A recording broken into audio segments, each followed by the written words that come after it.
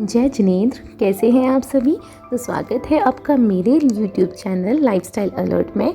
तो आज हम घुमक्कड़ लोग फिर कहीं जा रहे हैं। कहाँ जा रहे हैं पता चल जाएगा फ्रेंड्स, ज़रा वेट कीजिए।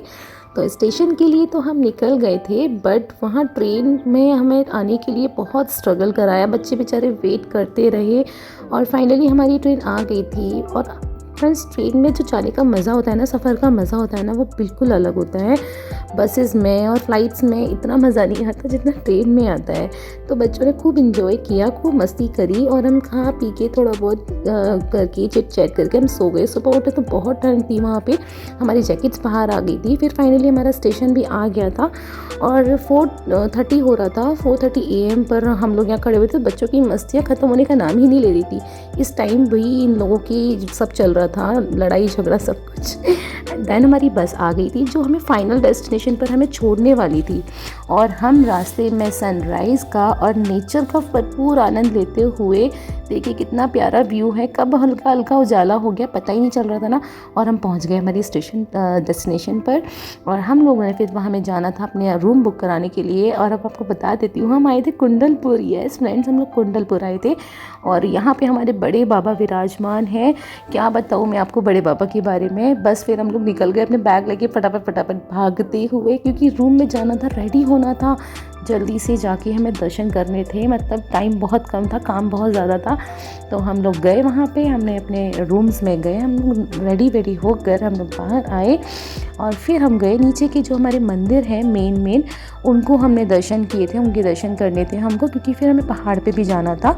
तो पहले हमने नीचे के दर्शन किए और इतने प्यारे सुंदर मंदिर थे कि ऐसा लगता है यार इतने मंदिर, मतलब बनाने वाले ने भी क्या बनाया है। मतलब हम लोग सोच भी नहीं सकते आज क्या कितना स्ट्रगल होगा इसको बनाने में, कितना कुछ बना रखा है लोगों के लिए इतना। फिर हमें भूख लगाई थी, क्योंकि भाई भूख तो लगनी थी, सुबह का टाइम था। पोहा गरम समोसा कचौरी जलेबियाँ, वाह मज़ा ही आ गया। खा पी के अपनी भूख को विराम देते हुए हम लोग वहाँ से निकल गए थे। कहाँ? जहाँ हमारी मेन डेस्टिनेशन थी, जो है हमारे बड़े बाबा। देखिए बाहर का व्यू कितना सुंदर है ना। तो हम बस पहुंच गए। मेरी आंखें तो बस वेट कर रही थी कब मुझे बड़े बाबा नज़र आए। बाहर का व्यू इतना प्यारा था, इतनी अच्छी सुंदर चित्रकारी की हुई है। फिर हम अंदर गए और ये सामने का दृश्य, बस यही देखना था मुझे, बस ये देखने आना था मुझे। इसके लिए मेरी आंखें तरस रही थी। रोज़ बड़े बाबा सपने में आया करते थे और बस सपने में आरती करती थी। आज फाइनली मैं रियल में आरती कर रही थी। बहुत खुश थी मैं।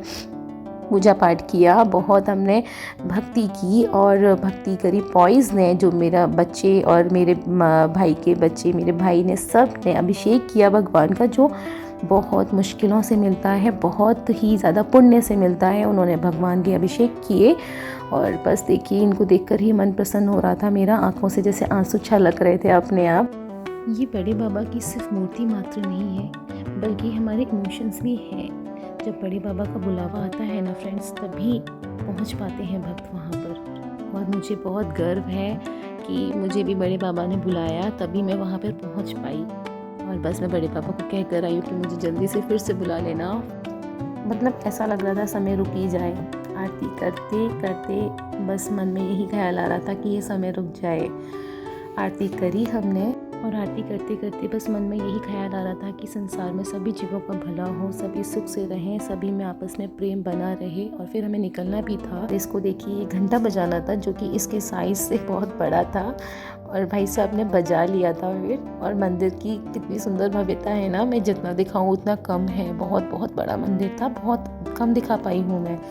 फिर हम निकल गए थे रास्तों में। रास्ते का व्यू बहुत प्यारा था, तो मैंने सोचा थोड़ा सा बना लिया जाए, कैप्चर कर लिया जाए। हम पहुंच गए फिर अपने जगह पर और भूख लगाई थी। 2 घंटे ही हुए थे, लेकिन होता है जब हम बाहर जाते हैं ना तो बहुत जल्दी भूख लगाती है। और खाना इतना स्वादिष्ट खाना हो तो कहाँ भूख नहीं लगेगी। दाल बाटी, राजमा चावल, रोटी, सब्जी और बूंदी के लड्डू, मतलब क्या चाहिए लाइफ में। अच्छा खाना, अच्छा रहना, अच्छे कपड़े और अच्छा खाना तो हमें मिल ही गया था।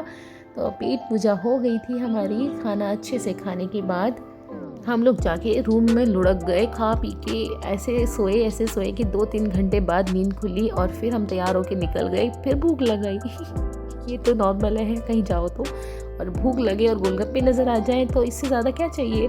हमने गोलगप्पे खाए दबा कर और चाय वाय पी के हम लोग फिर से निकल गए बड़े बाबा के लिए। यस, बड़े बाबा की शाम की हमें आरती जो करनी थी और इस बार हम गए पैदल। हम लोग जो पैदल वाला रास्ता था हम तीनों उससे गए और बच्चों को हमने गाड़ी से भेज दिया था क्योंकि वो शायद ना चल पाते। और रास्ते में हमने एंजॉय किया, रास्ते का बहुत आनंद लिया, लेकिन डरते डरते क्योंकि अंधेरा बहुत था हम टॉर्च के सहारे चल रहे थे और ऐसा लग रहा था कोई पैरों में जीभ ना आ जाए। फाइनली हम अपनी जगह पहुंच गए। देखिए रात का व्यू कितना सुंदर है ना, कुछ भी लाइटनिंग नहीं है खास, लेकिन फिर भी कितना सुंदर, कितना जगमगा रहा था। और देखिए शाम की अंदर आरती का नज़ारा कितना प्यारा था। अंदर बाहर से लग रहा था जैसे कोई होगा ही नहीं और अंदर इतनी भीड़ थी कि पैर रखने की भी जगह नहीं थी। फिर भी हमने अपनी जगह वहाँ पे जैसे तैसे बना ली थी और हम भी नाच रहे थे, सब नाच रहे थे, तो हमें भी बड़ा आनंद आ रहा था। साथ में तो नाचने का आनंद का जो होती है ना, आरती का मज़ा ही अलग होता है। देखिए हम भी खूब इंजॉय कर रहे थे आरती की, और आरती करके हम कब आके रात में ऐसे थक के सो गए थे पता ही नहीं चला। Thanks for watching and bye bye, take care.